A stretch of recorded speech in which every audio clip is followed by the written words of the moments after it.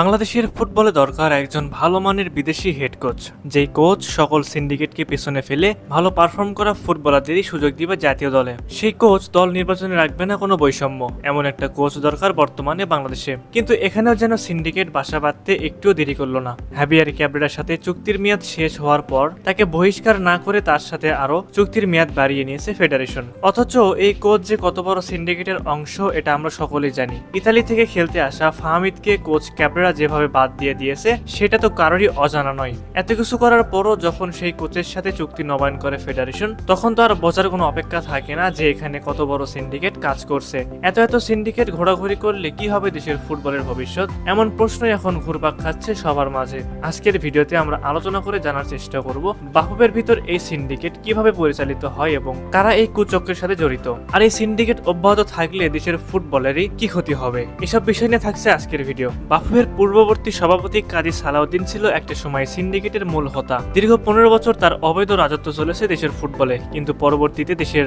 রাজনৈতিক প্রেক্ষাপট পরিবর্তনের মধ্য দিয়ে পরিবর্তন হয় সবকিছু। বাদ যায়নি দেশের ক্রীড়াঙ্গনও। বাফুফে পেয়েছে নতুন কমিটি, নতুন সভাপতি হিসেবে পেয়েছে নতুন বিশ্বস্ত এবং দেশের ফুটবলে নিবেদিত প্রাণ তাবিত আওয়ালকে। তাবিত আওয়াল ক্ষমতা হাতে পাওয়ার পর থেকেই তিনি চেষ্টা চালিয়ে যাচ্ছেন দেশের ফুটবলকে এগিয়ে নিতে। কিন্তু দুঃখের বিষয় হলো একা হাতে তাকে এসব কাজ করতে হচ্ছে, কেননা তার আশেপাশে এমন কিছু অসাধু কর্মকর্তা রয়েছে যারা সিন্ডিকেটের মূল হোতা হিসেবে কাজ করছে।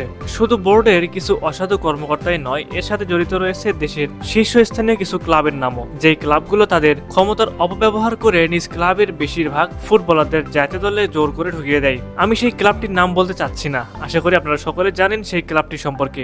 একজন ফুটবলার কতটা ভালো ফর্মে আছে, তার সাম্প্রতিক সময়ের পারফরমেন্সই বা কেমন, এসব বিবেচনা করে তবেই সেই ফুটবলারকে জাতীয় দলে সুযোগ দেওয়া হয়। অথচ বাংলাদেশের ফুটবলে যেন ঘটে তার উল্টো ঘটনা। যদি তাই না হবে তাহলে কেন এক ক্লাব থেকে 8 থেকে 10 জন ফুটবলার জাতীয় দলে সুযোগ পাবে? ফাহমিদুলের মতো ইতালিতে খেলা ফুটবলাররা কেন বাদ পড়বে? এসব প্রশ্নের যদি কোনো উত্তর আপনাদের কাছে থাকে তাহলে অবশ্যই আপনারা কমেন্ট করে জানিয়ে দিবেন। সে যাই হোক, সিন্ডিকেটকে যে বা যারাই প্রশ্রয় দিক না কেন, এতে যে দেশের ফুটবলের ক্ষতি হচ্ছে এটা আমরা সকলেই জানি।